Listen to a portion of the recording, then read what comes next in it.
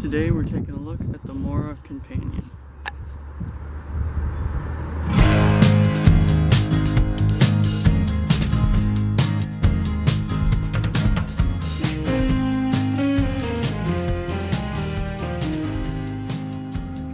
So this is the Mora Companion. These knives have a very good reputation among the survival and bushcraft community. You hear a lot of people talk about them. I got this one a couple years ago on Amazon for only $12 and I want to say 99 cents. This is the Companion with a carbon steel blade. You can see right there it says carbon on it, if it'll focus. There we go. And these knives are pretty good, so I thought today we'd just do kind of a review and test of everything. So as I said before, this is the Companion. It comes with a plastic sheath like this that matches color-wise, and the sheaths are okay. Now the sheath does have a very nice pocket clip here on the back, and that allows you to attach it to your belt or your pocket, whichever you like. I generally will just clip it on the pocket because that way it's not too much in the way, and it's low enough that you can easily pull it out and access the knife. And also on the back of the sheath here it says made in Sweden, which is kind of cool. And then we have the Companion, of course. This is their best-selling knife. They make this version, which is the carbon steel, high carbon steel version. They also make a version that comes in stainless steel, and you can get that one in a lot of different colors. Lots of different colors. This one only comes in orange and army green, I believe.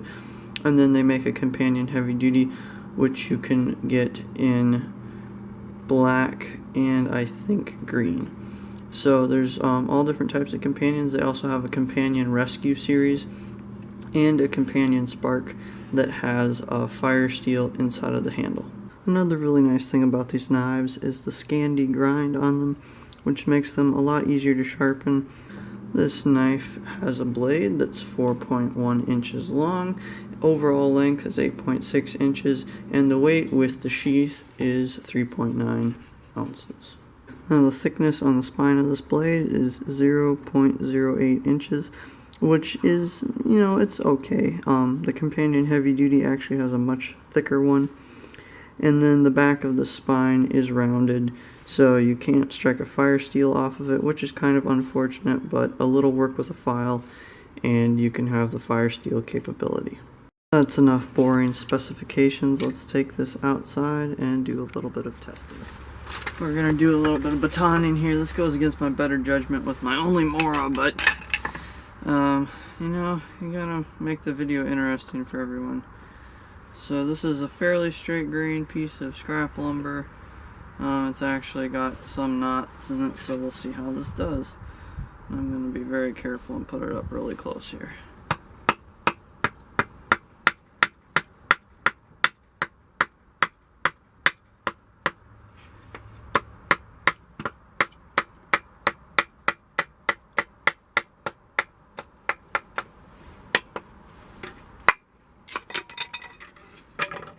Well, I actually did pretty good. I wouldn't make it a full-time practice of splitting wood with a knife, but you know, if you don't have a hatchet or something around, then I mean it might work. I wouldn't split anything very naughty with this, that's for sure. I have no doubts that it would last. It's 3/4 tang, and this particular blade isn't very thick, but you can get ones that are much thicker than this. And you know, I mean, the heavy duty and the bushcraft Moras are gonna be better for this type of thing, but this will work. I mean, as you can see here, it's worked pretty good. Do a little bit of feathering or fuzz stick making here. Now, I've had this knife for some time now and I haven't sharpened it at all. In fact, I just cut myself on it earlier today shooting some video with it, and I also slit my jeans open when I wiped the blade off to clean it on my pants. So I guess, you know, be careful if you're going to wipe it on your pants. But this is doing very good here. If you look at it, I'll give you a close-up of this here in just a second, but that's very good and very fine. And this piece is kind of hard to hold on to because it's so small. Let's try with some bigger wood here. This is a fireboard that I actually did make with the Mora. I poked the hole and we tried to make a fire with it. It didn't work. And I did round the edges of the hole here with the Mora, and it worked very well for that.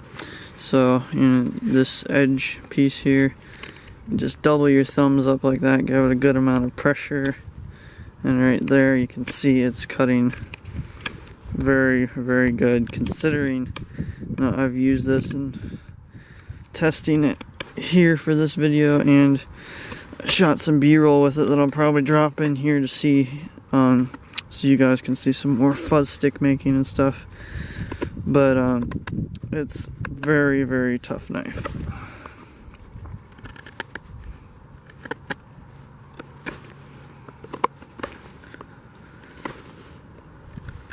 So this is a pretty good knife, and I don't really have anything wrong with it other than the fact that online you watch videos about Moras, and not just the Companion but all Moras in general. People say, oh, the retention of the knife in the sheath is very good, because when you put the knife into the sheath you hear this, which lets you know it's latched and in there.